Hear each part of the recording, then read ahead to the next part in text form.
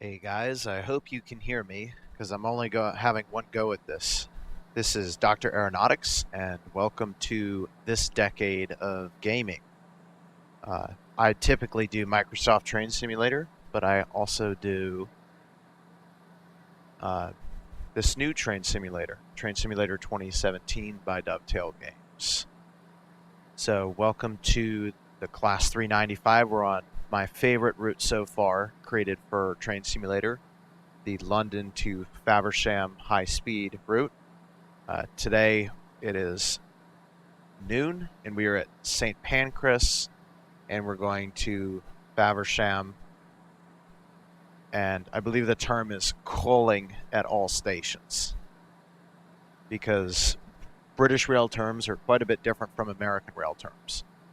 If you're a British rail fan and I offend you with my complete inaccuracy and inability to learn, I do apologize. I do recognize that you can't just switch countries and be like, I'm an expert. Okay, so basically, this is not going to be watch me be a pro. This is kind of going to be like a learning experience for me. I've driven the 395 probably a total of 4 or 5 hours, so I know some things about it, but not everything there is to know about it. I'm also going to be trying out some of the more advanced features today. So there are two, let's see if I get this one right. There are two speeds for two lines. So you have the CTRL and you have network rail. From what I understand it, network rail is the old sort of British rail that's existed for ages, and the CTRL is related to I think the contractor who built High Speed 1. So ideally that would have said High Speed 1 as that contractor had named it, but the government coined it that term, I think, and that's why it's showing up as CTRL. So this is a Quickdrive, which means we can sit around as long as we want. So I'm going to take the liberty of doing that.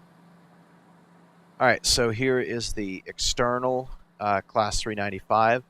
So while near High Speed 1 and on High Speed 1, we're going to be using a pantograph, and that has pretty darn close. I'm impressed with that. That's almost a direct contact. Kudos. Okay, so now if I see if I come down here, see if we can find them. The train also has shoes for third rails, and that's for the network once we get off of the High Speed 1 line, which happens at Ebbsfleet International. Let's see. I think see that warning sign with no step, and there's like a there it is right there. Let's see if I can make this work so you guys can see it. Okay. I almost had it.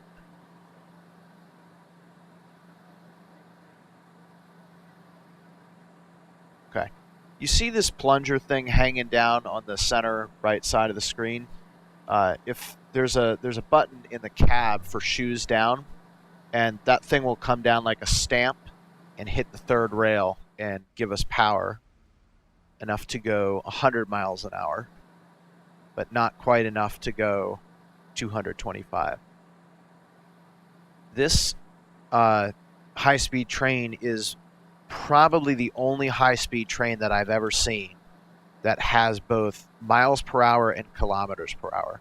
Right now, this is displaying kilometers per hour, and it will change to miles per hour when we get to the network rail at Ebbsfleet International.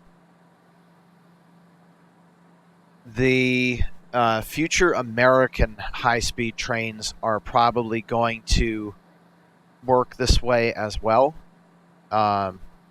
because the current network that the U.S. has installed is very similar to the British rail system.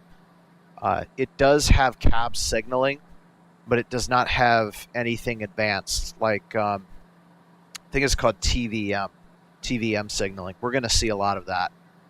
And if you've ever seen a TGV cab ride, it sounds a lot like that, the dings that you hear inside the cab. So it would be likely switching back and forth between the two.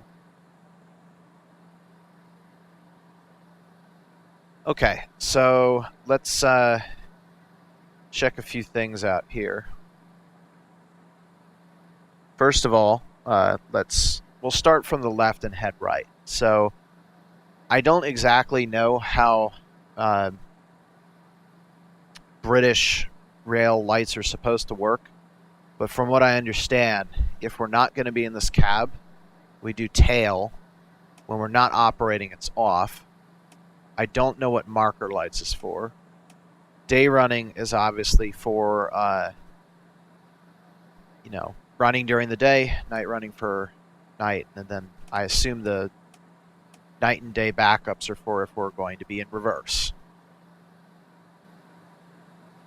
So these are the power controls when we have to switch from the overhead line to the third rail.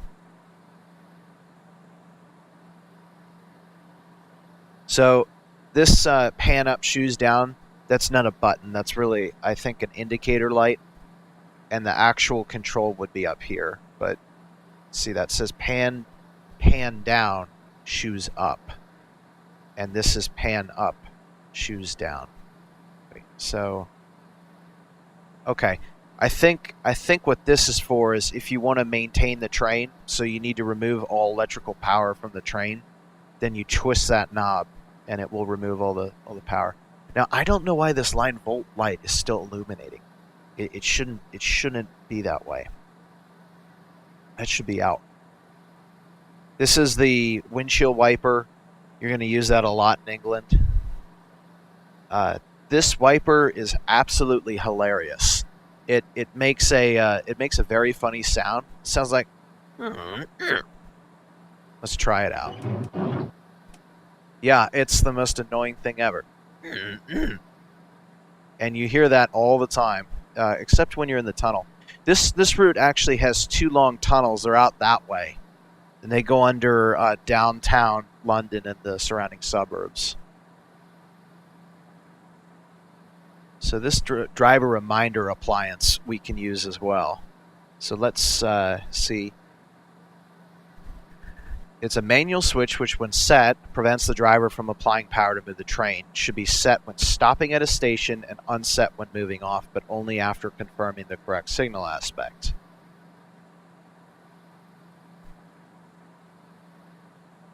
Okay. Well, that's a very interesting appliance. I'm not exactly sure. See, the problem is you have to remember to use it. That's the AWS reset. We're going to be tapping that a lot. Sander, emergency brake, useless light. Oh, now, one of these, there's a cab light that we can turn on, and this will be useful when we go into the tunnel, because the tunnel is really dark. Let's see if we can find... Is it the reading light? Yeah. There we go. Oh, interesting.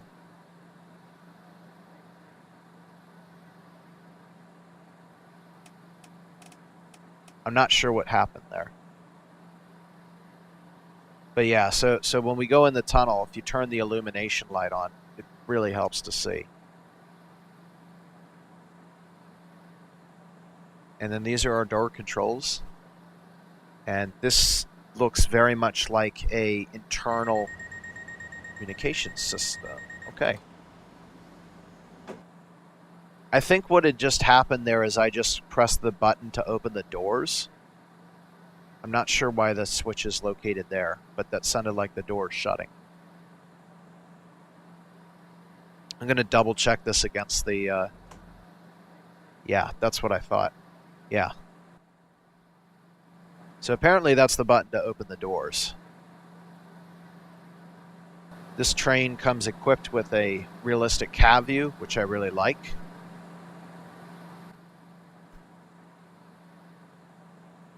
All right, I think we've sat here long enough.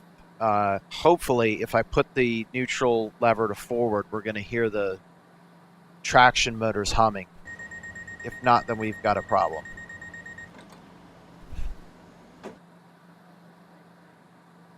Okay, so the doors should be shut now, and they are. All right, let's try going to forward. Okay, we're in business. That's the alerter. That's going to happen all the time while we're driving.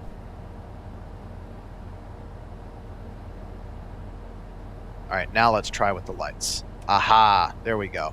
Okay, so the problem was that I was in neutral.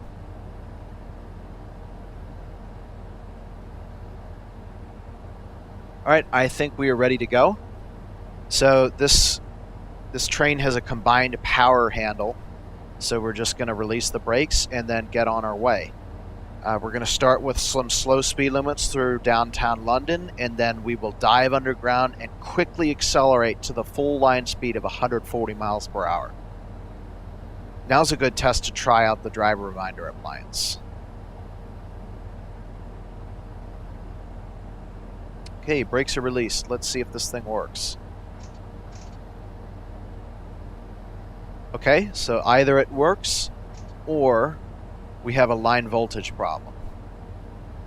So now I don't know if they say that Dre or DRA. It would be funny if it were Dre like Dr. Dre, but we'll see. All right, we've got power. I love the way this train sounds. All being set, our next station will be Stratford International, which is where the 2012 Olympics were held.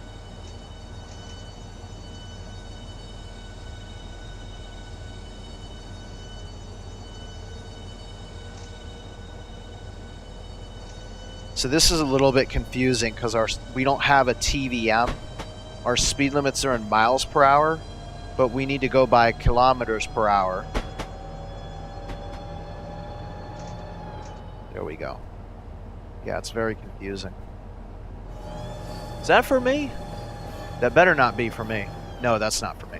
Okay. I was worried about that stop signal indication there.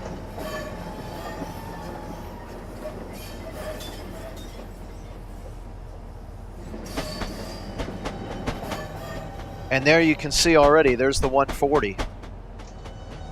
Now, if you guys have seen my videos before, know that I'm mainly like very conservative in my movements with the train. Like usually I'll keep the throttle low. Not with TVM. TVM is meant to be clockwork. We come into TVM, I'm going to use everything that the train's got to keep the speed that TVM says. Right now we're still on the network signaling, and that should switch over as soon as we enter the tunnel. You'll see the TVM, I don't know if it's trigger or interrogator, but whatever it is. All right, let's go for 40 now.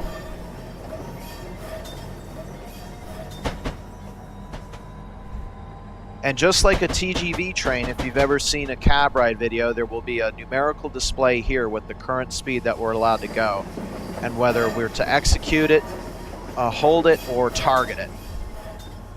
And here is the tunnel. Oh, hit that cab light before it gets dark. Oh boy. Okay, just in time. There we go. So TVM is now active. So we're to hold 60 until we don't pay attention to this. TVM rules. So I'm going to pay attention to this sign here. 225, full power. This is why I love this route. We're just barreling down into the Earth's core, accelerating to the full line speed. I think this is very similar to the Channel Tunnel, except obviously the Channel Tunnel is, I think it's about 4 times as long as this tunnel. It's like 33 miles, and I think this tunnel's about 6.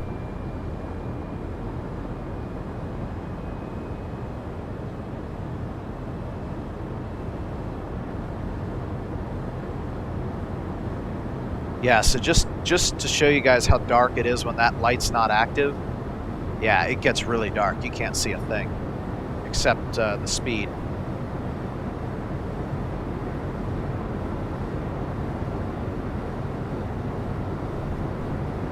And because we're the only train on the line, we should expect to be able to do 225 kilometers per hour. That's important that you must notice that we're talking kilometers per hour at this point.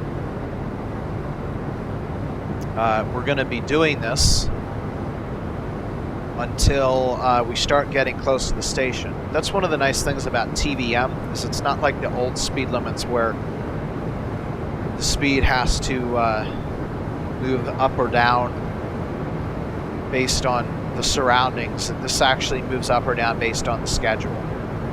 Although, you know what? It probably won't go down for us because Quickdrive doesn't necessarily mean that Stratford is a location that we're stopping at. So I'm going to have to be very careful.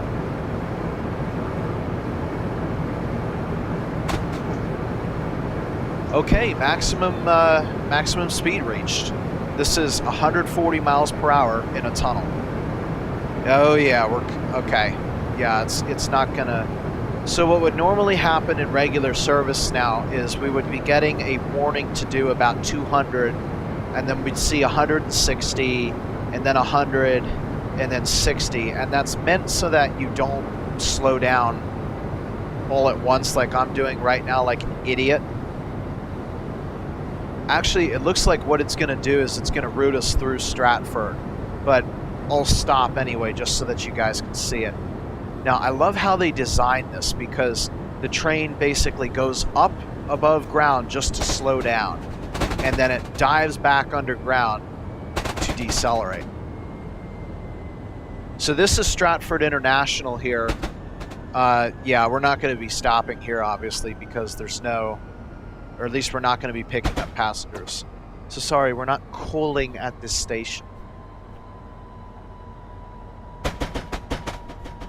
But I'm slowing down just so that you guys can see it. Consider this a tour, I guess. And I think one of these buildings is the Olympic Arena. All right, let's get out of here.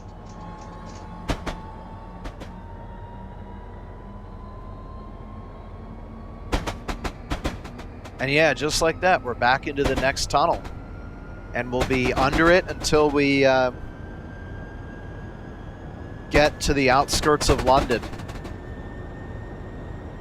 And then at that point, we'll get about 5 minutes outside the tunnel of legitimate high-speed travel at full line speed so that you guys can see what that looks like outside of a tunnel. And then not long after that, things changed once again.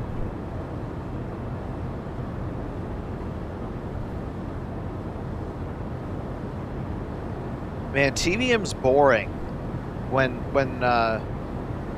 you're the only train, because the only thing it does is display the speed limit.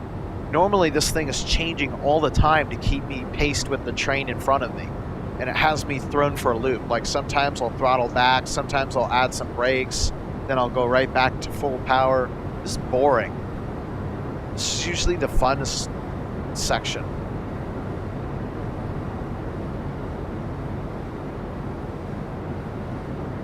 It has just occurred to me that funnest is not a word.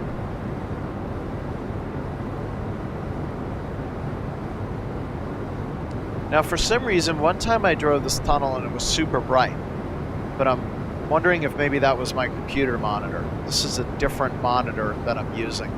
It's a, I think it's a crystal display or whatever, so the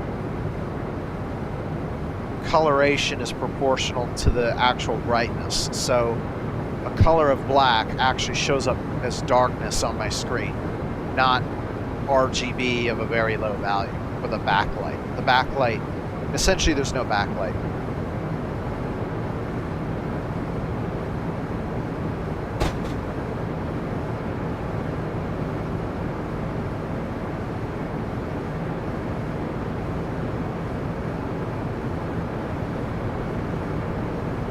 Alright, pretty soon we should be exiting the tunnel.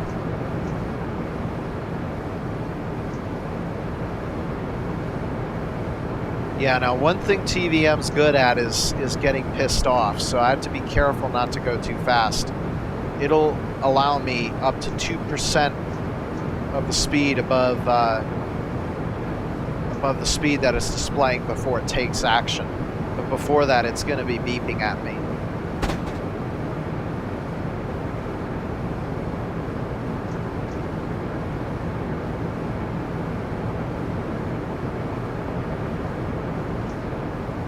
Love how long this tunnel is.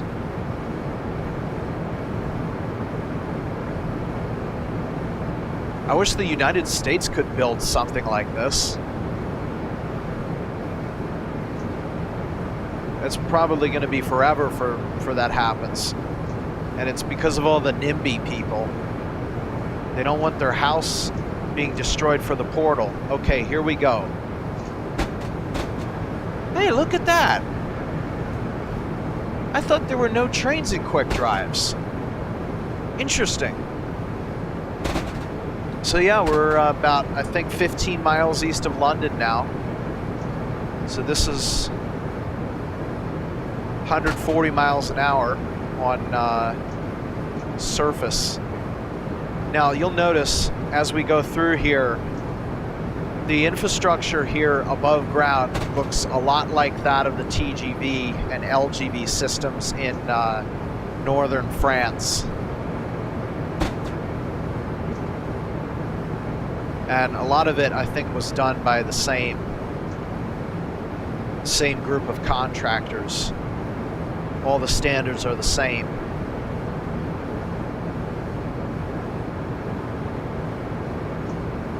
Including kilometers per hour. Is that train stopped? Yeah, he might be stopped.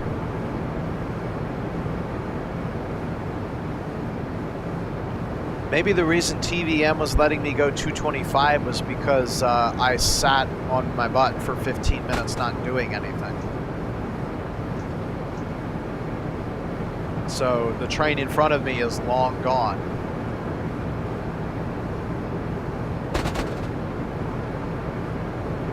All right, so this is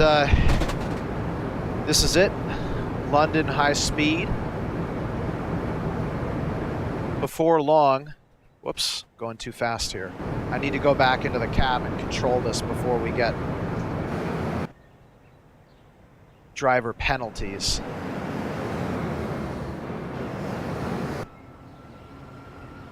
Hey, he's actually moving. How about that?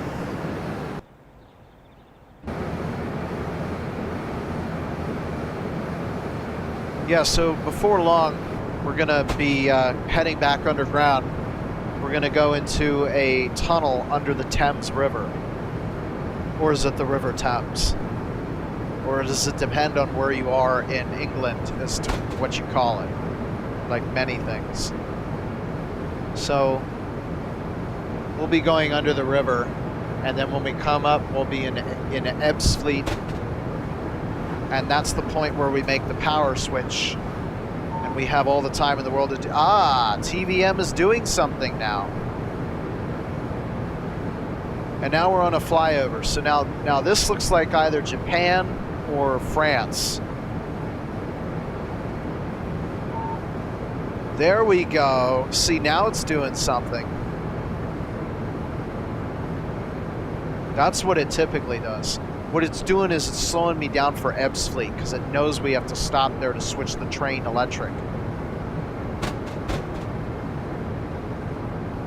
So basically what it's saying now is that by the time we hit the next signal, which is in 0.05 miles, we need to be doing 200.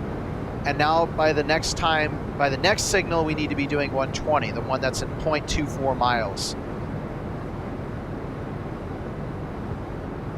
And I'm going to do whatever I need to do to get to that speed. And now the next one is going to be 100. So I'm going to target the one that's 0.75 miles out for 100 kilometers per hour. And then very soon we'll be switching to miles per.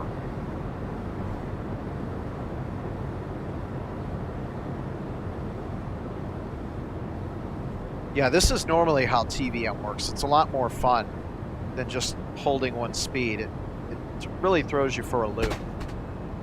All right, I need to start really slowing down or it's going to get not happy. I'm at 100, I'm at 100.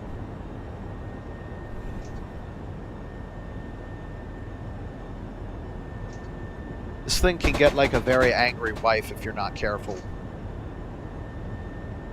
Some of these hills are quite steep. Like just to accelerate, I have to be in maximum power.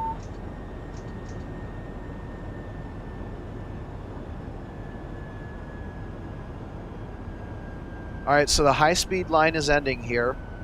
At this point, it's not ending. We're going off of it. So if we went straight there instead of curving, we would have gone forward onto high-speed 1. Oh, yeah. Hopefully that's going to change. That's a scary sign. That's a stop signal in TVM. So, and it would be going under us where we currently are.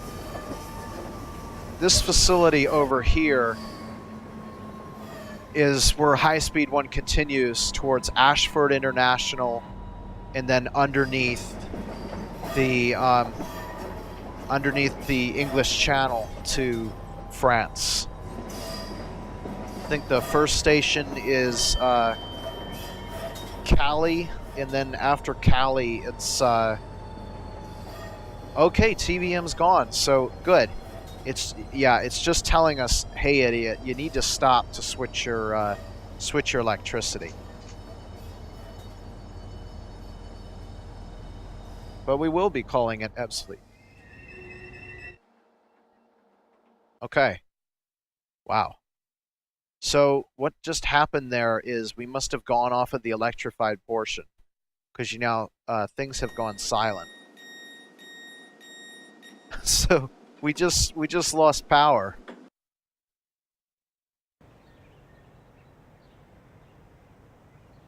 That's a little bit unrealistic. There should be a third rail here, unless the third rail. Oh no, there is. There, yeah. Okay.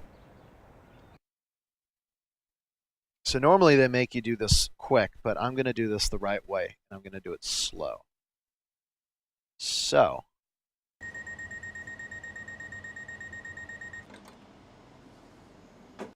Okay, doors are shut. So this is the end of the high speed and of the... Oh, that's the alerter. Silence that guy. End of the... let's put the dray on. End of the overheads. So I think now we go to DC. Good, DC is selected. And then press the pan up shoes down to trigger the circuit breakers, and then we should get a line volt. Good. And then press it again, and then that should close the breakers. Perfect. We're now on DC power, which is weaker, by the way. All right, we can set the dray off. Why can't I? There we go. Make myself look like an idiot. Doors are shut. Interlock. I guess the door close interlock means that... Let's see if I go to neutral. I guess if it's lit, it means that the doors can open. Oh, here's another javelin. They're everywhere. I haven't seen any electro stars yet, but maybe we're not on the Chatham main line. All right, so now we're going to the second portion of the line. This will be the Chatham main line. We'll be following miles per hour. Look at that, it changed from here on out.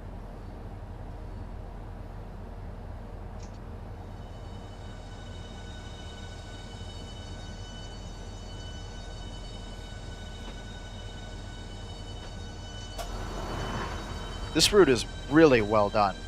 Next station will be Gillingham. Wait, no, it's Gravesend. Gillingham is after Strood. Gravesend is before Stroop. At least when you're going southbound.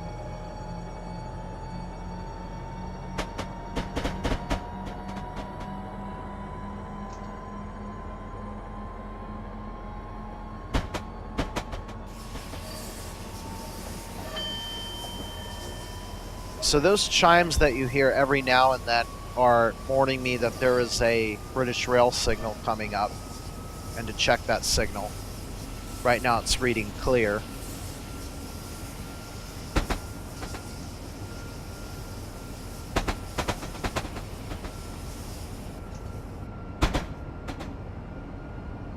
And yeah, this is it. The rest of the line kind of looks like that. Believe it or not, we are actually about halfway through the route in terms of mileage, but only about a third of the way through in time, because as you can see, the speed limits are a lot lower on the Chatham main line than they are on High Speed 1.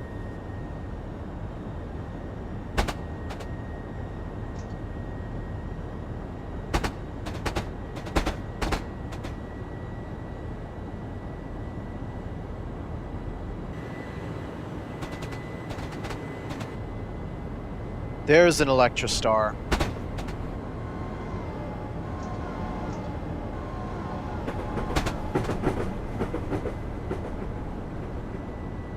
Both power and braking are weaker on the Chatham main line. Or I should say the DC direct current third rail.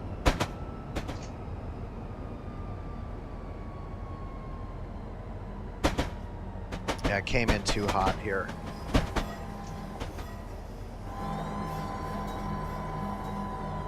I love that sound. Can we actually stop at Gravesend here? Nope. Alright, so that's the one disadvantage, is I can't say what stations I want to call at, but yeah, this is Gravesend.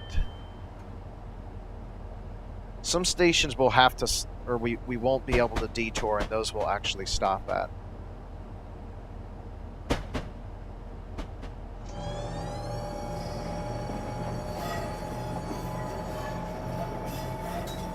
This train is so much fun to drive.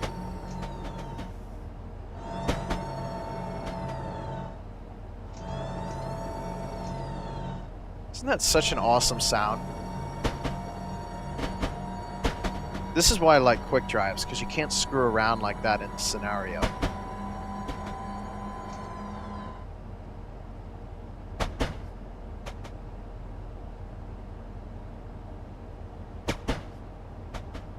Ooh, it's a double-decker. It's gone.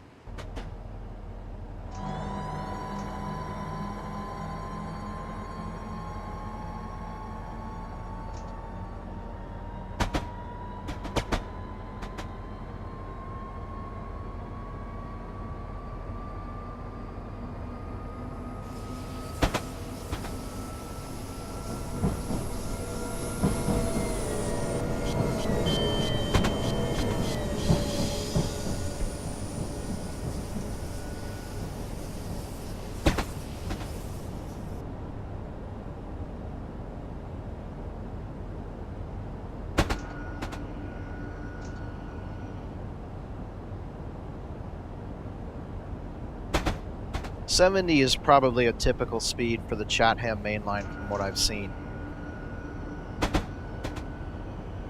with ranges generally about 20 above and 20 below for the mainline speeds.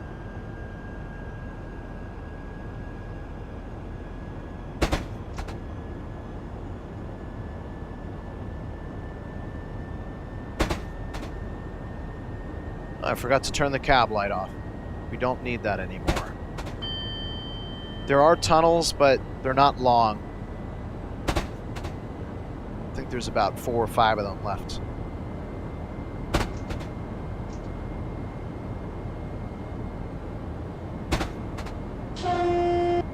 One huge difference between the UK and the US in terms of how they do their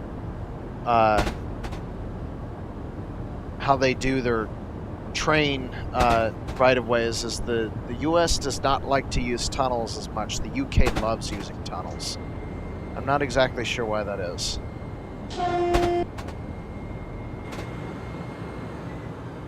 That open country, jeez. It's as flat as the eastern shore of Maryland. And Delaware and Virginia.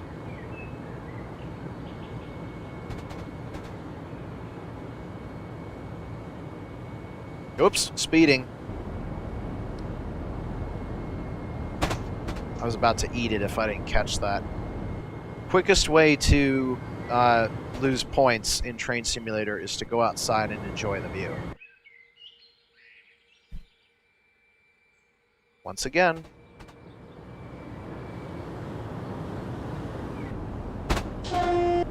That would have been a W.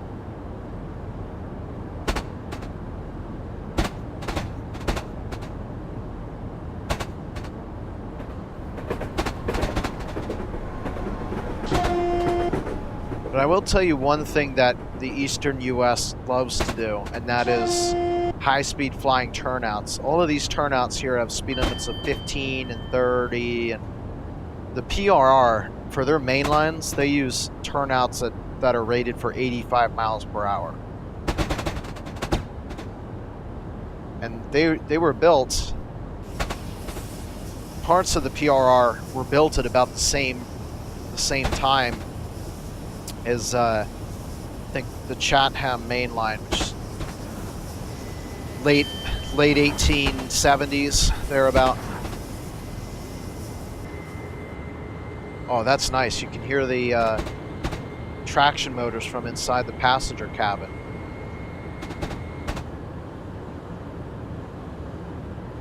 This would be a heck of a lot of fun to ride in real life.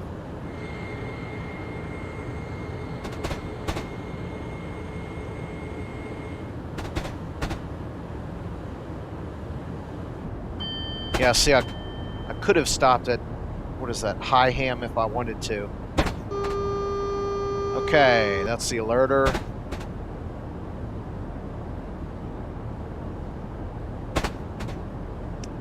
Forgot it. This is Strood. Strood has a pretty long tunnel. Yeah.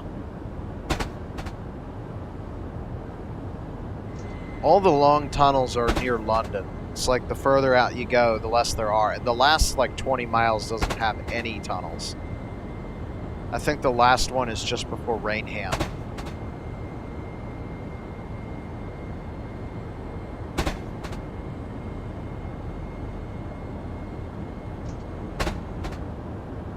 Okay, so we will be able to stop at Strood.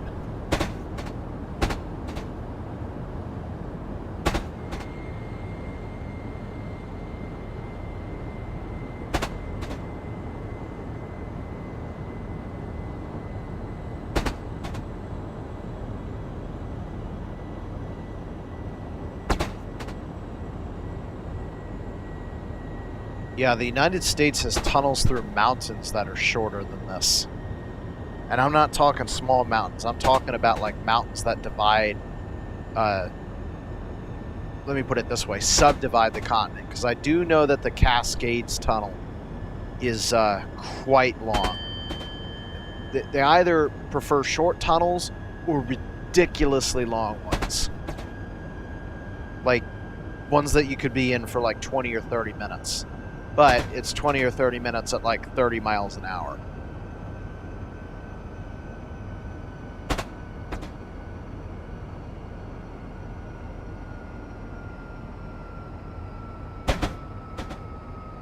So Strood has a really sharp turn before it, and hence a 15-mile-an-hour speed limit, which I am preparing for right now.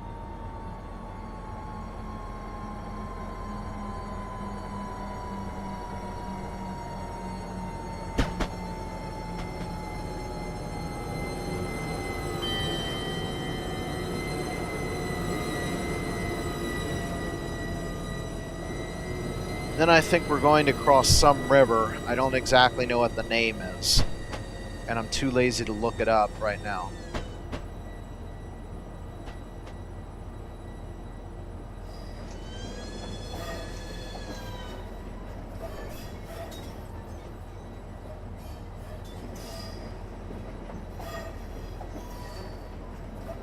We're going to be crossing it on a really old bridge. That's why the speed limit stays so low. Then after Strood is Rochester.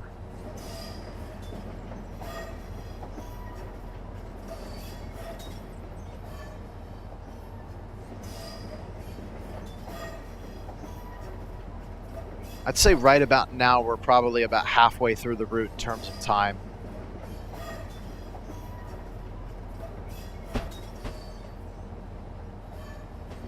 Those feather signals are cool. Most of the US doesn't have ones that are like that. That they can actually tell you where you're going. The dwarf signals will give you an indication. They're slanted.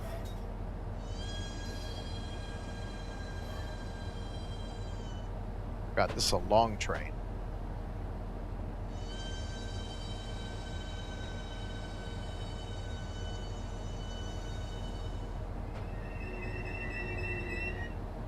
All right, everybody on board.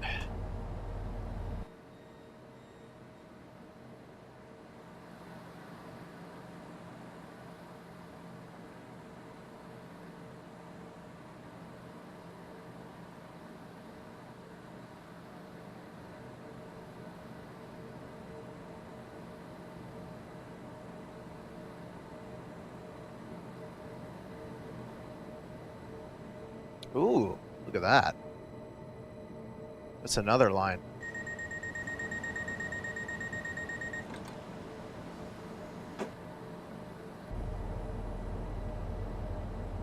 All right. Next stop is Rochester.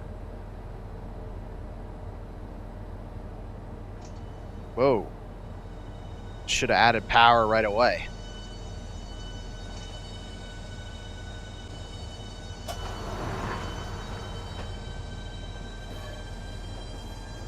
Oh man, I forgot to set the dray.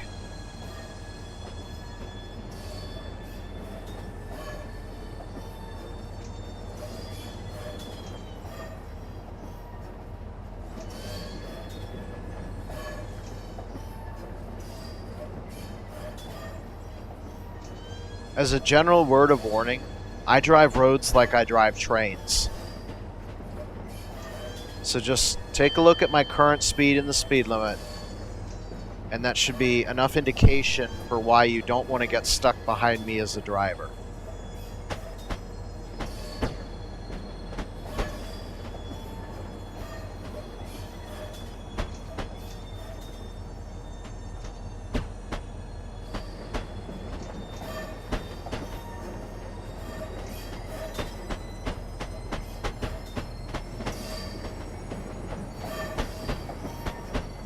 All right, picture time.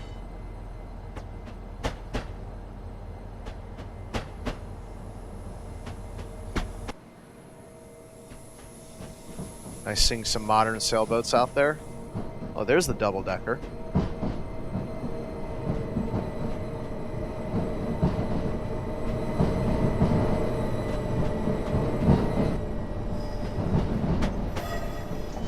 So Strood, Rochester,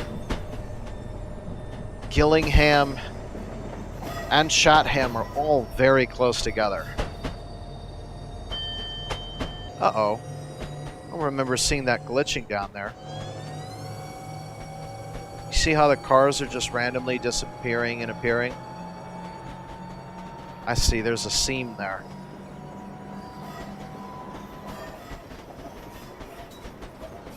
It's really too bad that they had to put that seam there. Yeah, see? Rochester, and you can still see Chatham. I'm actually surprised that there's two stations. On my last video, I was talking about how ridiculously close New Carrollton and Seabrook are together. These two are even closer. It's about 0.6 miles apart. We'll be able to call at both of these.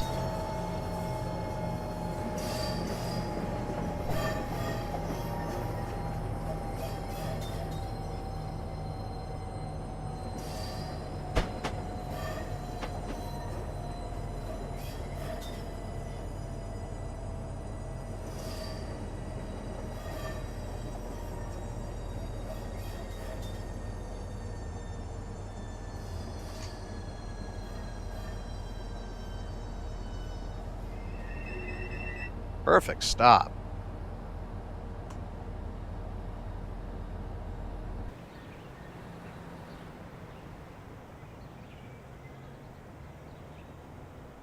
This thing is really finicky on when the first car doors will open. In real life, they should be able to open those.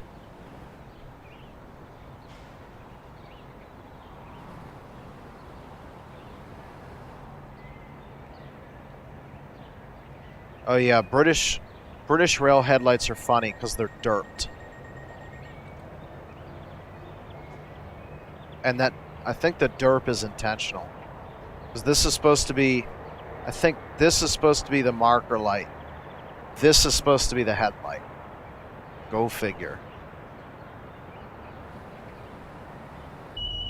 Oop. Yep, see? That's when you get troubles when you go outside. And I'm going to bet that if I set that Dre, it wouldn't have done that. DRA, whatever. I still like calling it Dre.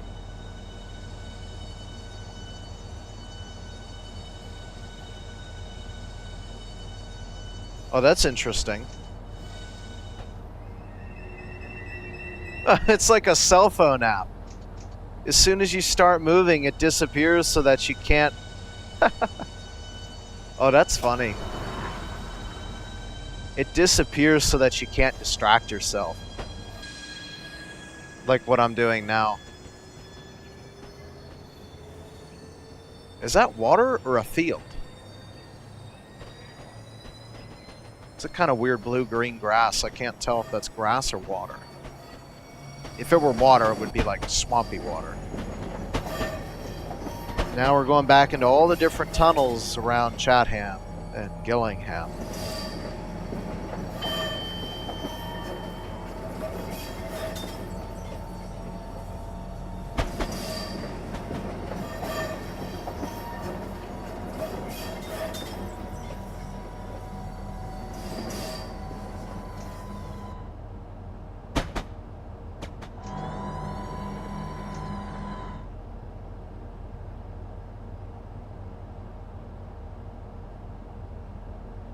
And just like that, we're at the next station. One tunnel away. However, the tunnel between Rochester and Chatham is exceedingly different from that between St. Pancras and Stratford International.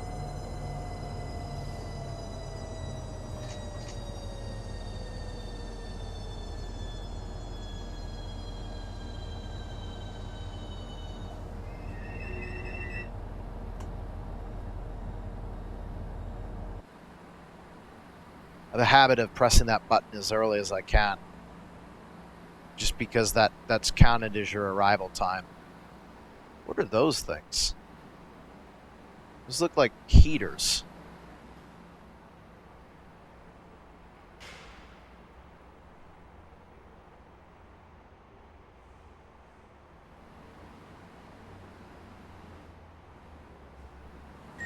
Now supposedly I can set that destination sign.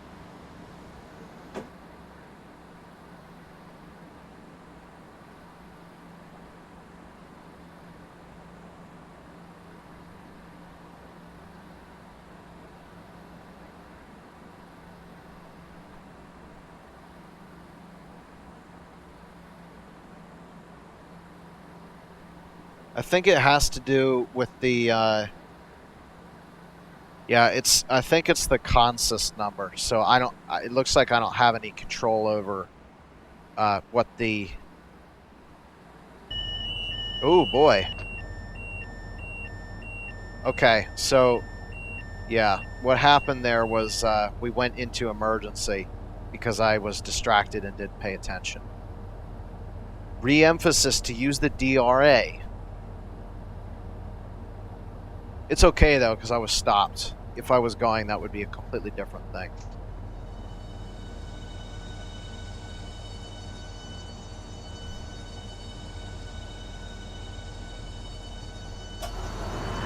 I'm curious now, if I put my pantograph up in that tunnel, will it get chopped off?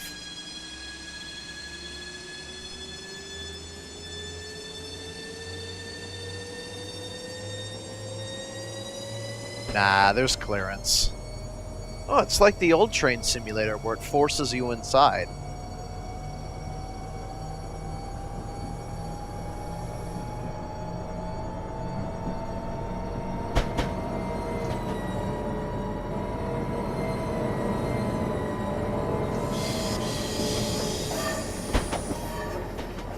However, it doesn't place you back outside. Oh, yes it does. Okay. It's just, there's so many similarities between this train simulator and Microsoft Train Simulator. 15 years apart. I think the reason why is because Kuju is part of the development team. So Kuju made Microsoft Train Simulator. So I think that's why all the controls are identical, except the A and the D keys are swapped. A is to add throttle, D is to decrease it. Which is for probably very obvious reasons.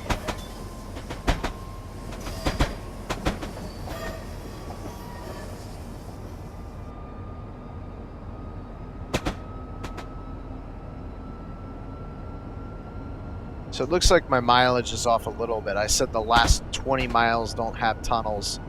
I think it looks like in reality it's going to be the last 16.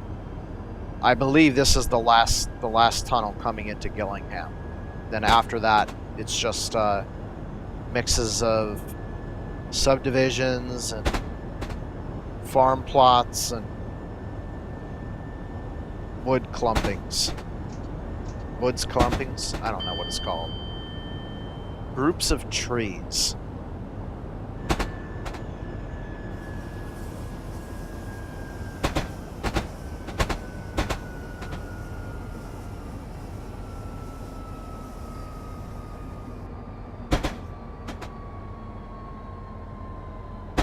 Wow, this has a really slow brake as compared with the ICE train.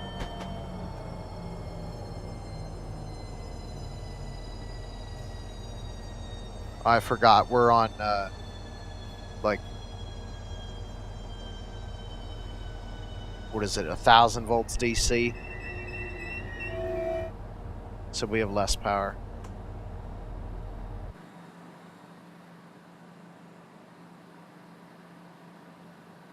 So this is Gillingham. If we do this route again, and we do all of the scenarios, we'll be back here again.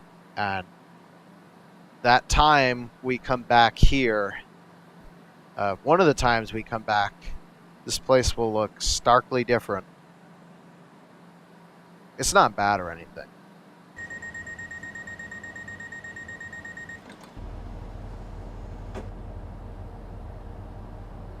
Forgot to set it.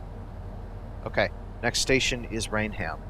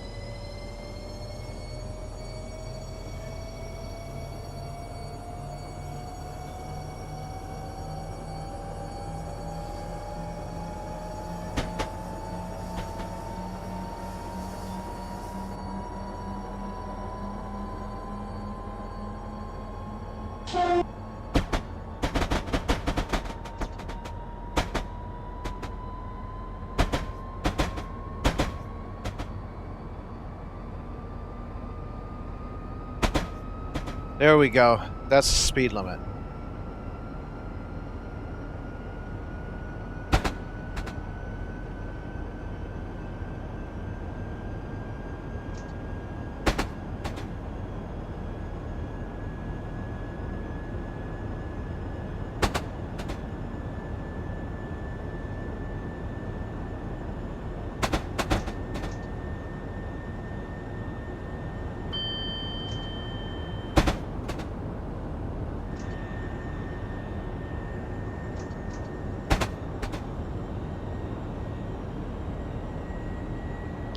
I find no real reason to use the 4th power level only when I'm behind schedule when I'm on this part of the line.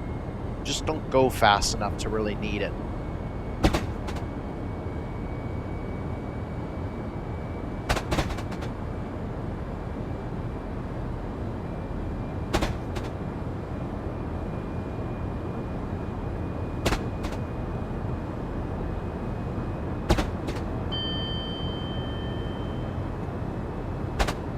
Green signal. They've all been green so far.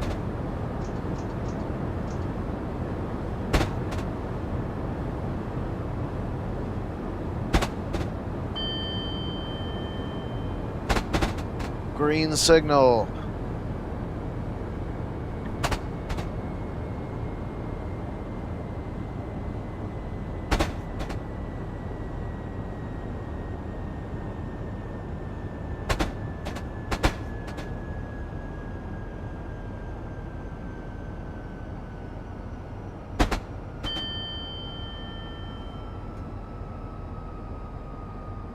Green signal.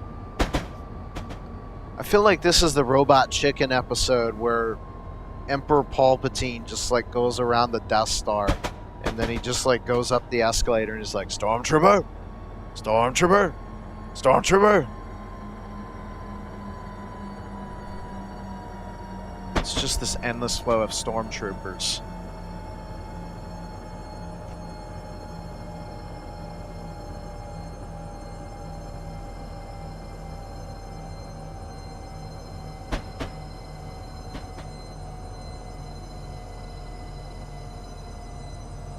Alright, so the last 2 stations, Sittingbourne and Faversham, are quite far spaced apart.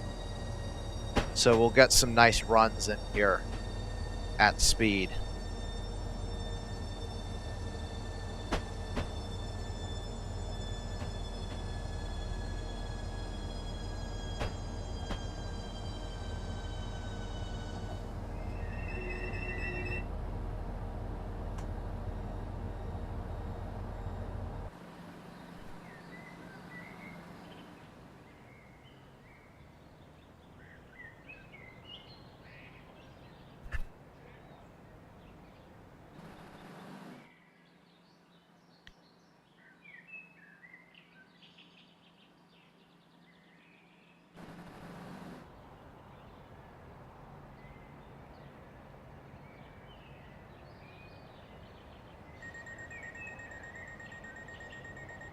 It's staring into your soul. Doggone it, I forgot to set the DRA again. See, it's only effective when you remember to use it. I don't understand why they call it the reminder appliance. You have to set the reminder in the first place to be reminded.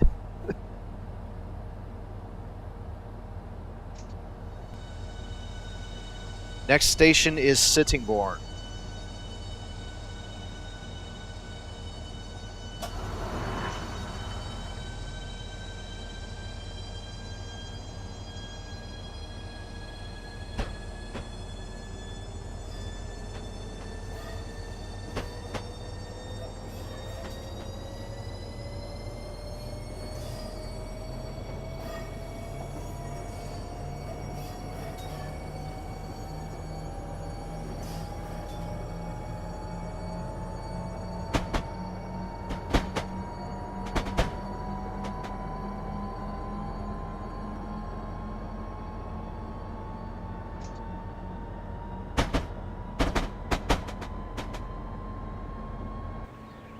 Here we go. Clumps of trees.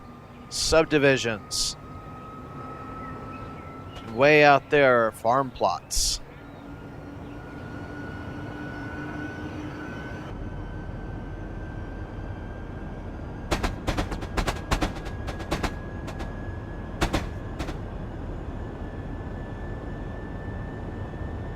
Now I think it's at Newington. There is, yes. There is a... No, it's not here. That's Faversham. Oh, look at this. There's still more services to come. So coming up, there is a Y junction, and this line goes all the way up to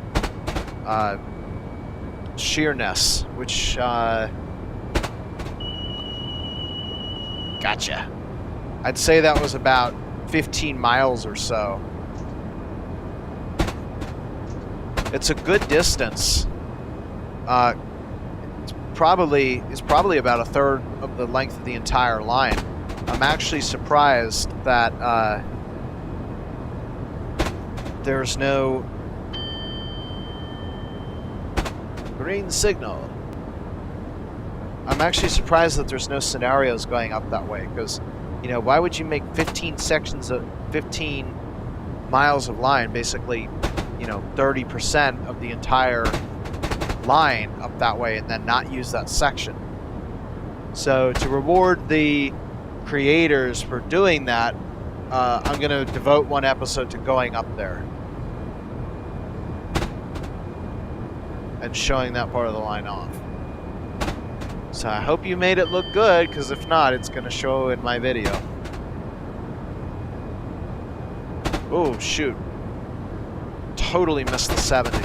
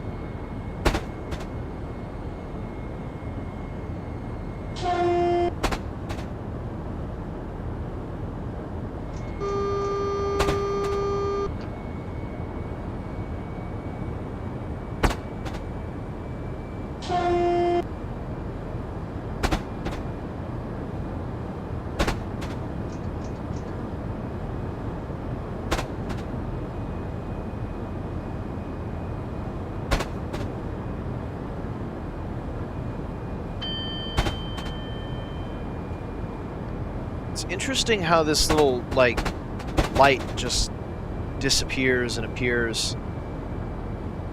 I'm not exactly sure what that is, and it really confuses me, because in a lot of the turboprops, they have a symbol that looks something like that, and what it is, it's a propeller synchronizer. But there's no propeller, so what is it, the traction motors, or the... if there's 2 diesel engines per locomotive,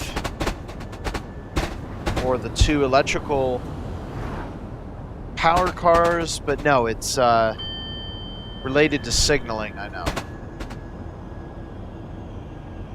But as to exactly what its purpose is, I don't know. So, if you know about British rail appliances and you would like to share, I would really like to know what that device is and what it does. I assume it's some sort of alerter, but I don't understand how, like, the patterning, what the patternings mean.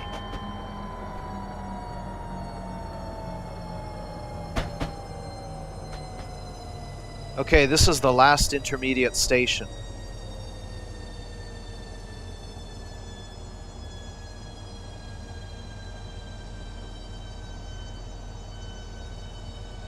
Get the whole train on just because it looks like the platform can fit the entire train.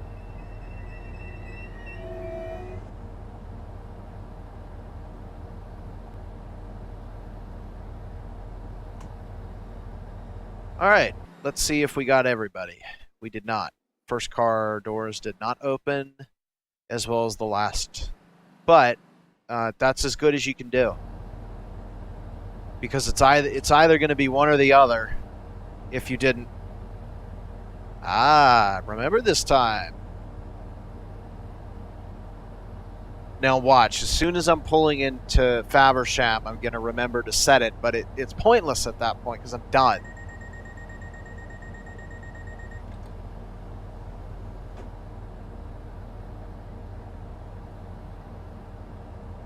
Next station is Faversham.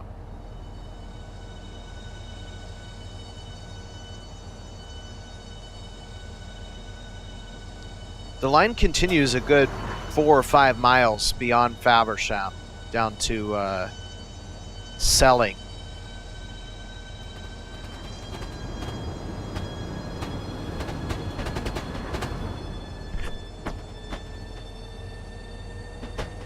There's nothing down there though. None of the scenarios take you that way either.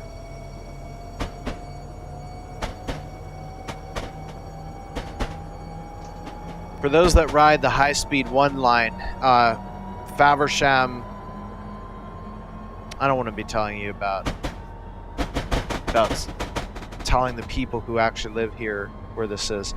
But for those who are interested, we're almost as far out. When we get to Faversham, we'll be about as far out from London as Ashford International.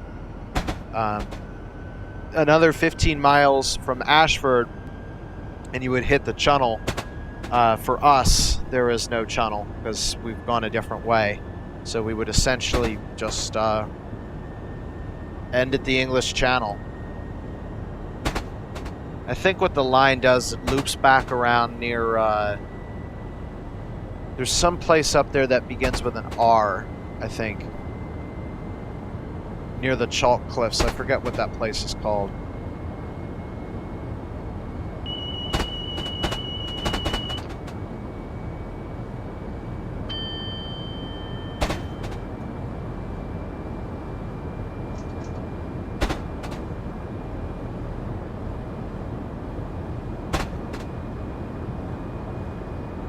I'm thinking of Ramsgate and Dover. That's it. Yeah, those two. So the line splits. I think one of them goes out to one of them goes out to Ramsgate. The other goes down through Canterbury towards Dover.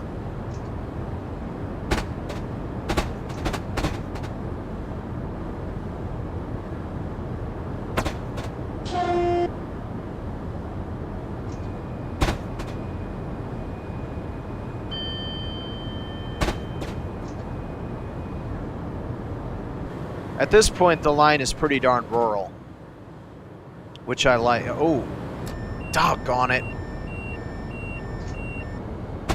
Just missed it. Good thing is it was recoverable. Oh, man. It jerk set me to neutral. I didn't lose that much speed either, and I have to slow down to 75 anyway. So yeah, that's what happens when you don't pay attention to the alerter. You'll get an emergency brake application.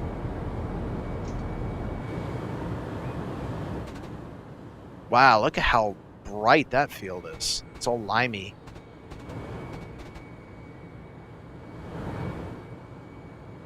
They would call this big sky country except for the fact that it rains here a lot.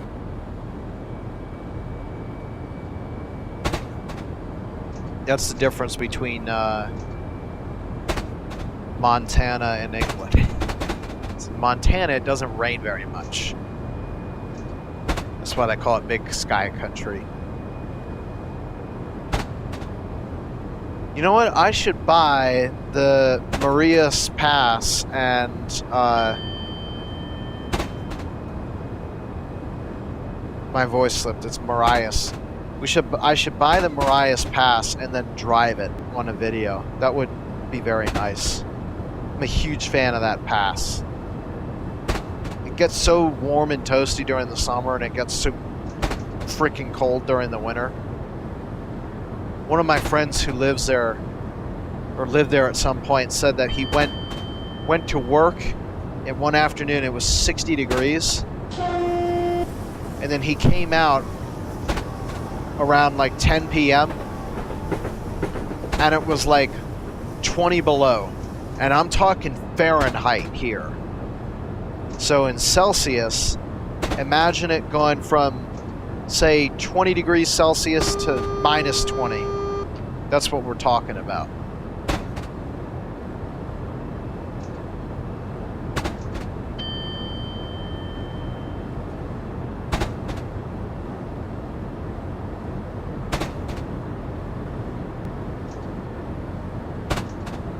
I'm glad they got all the way out to Faversham, because there's a big difference in population density after Sittingbourne. It kind of looks a lot like the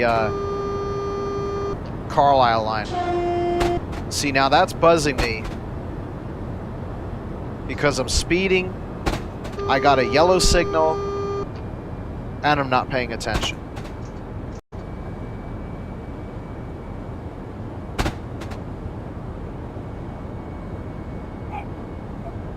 I really should be going slower.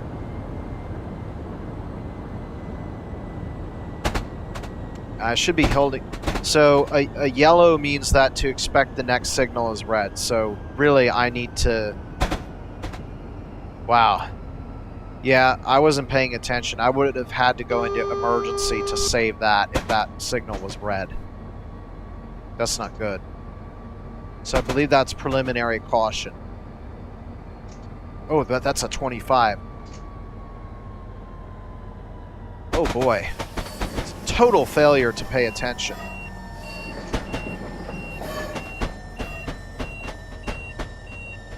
Wait a minute, that's unrecoverable? Oh man. I didn't know about that. So how do I recover that?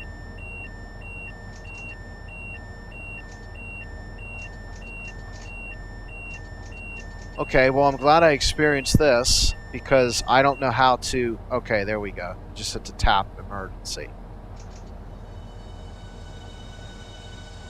It's a good learning experience.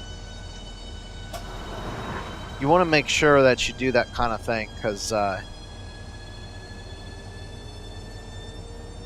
you know, if it happened on a revenue run, it wouldn't be quite as forgiving.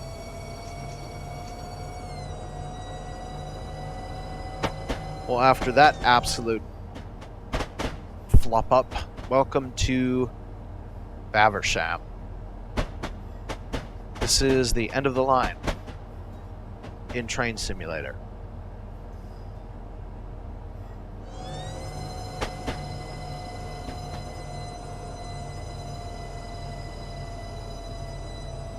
That sound never gets old.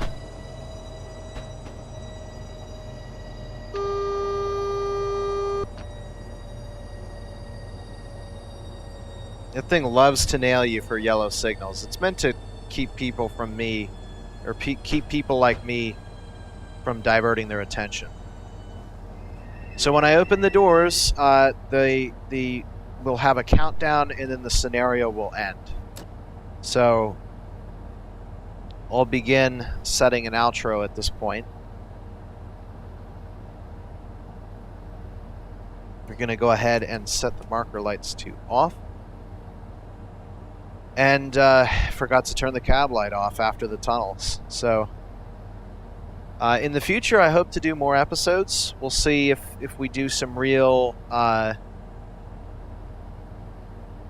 scenarios, and I play those serious. I'm serious about paying attention. Like, I wouldn't go outside. I wouldn't say, "Oh, look at how pretty it is." No, I got somewhere to be.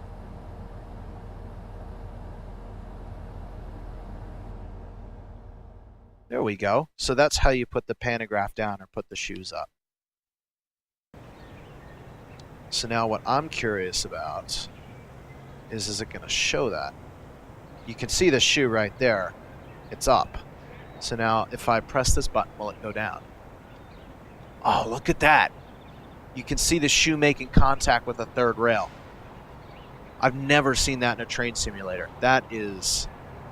That's a heck of a lot of attention to detail. Check it out. I'm going to do it one more time. Shoes up. Shoes down. That is awesome. Kudos, kudos, kudos on this route. I am really impressed with it. By far my favorite route, despite the fact that it's not local to me.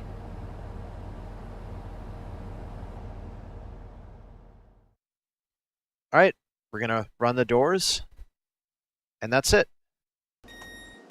So I will see you guys next time in the future for more episodes from Train Simulator. Thank you guys for joining me. I hope you guys enjoyed this ride, and I hope I encourage you to buy this route because it's really, really cool.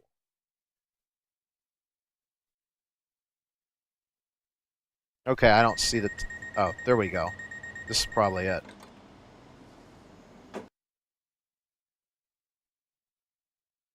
Okay. Well, I'm not seeing a scenario end. Usually it ends.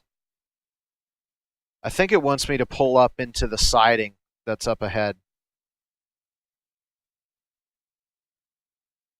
But this video is going to be long enough, so I'll just go ahead and end it here.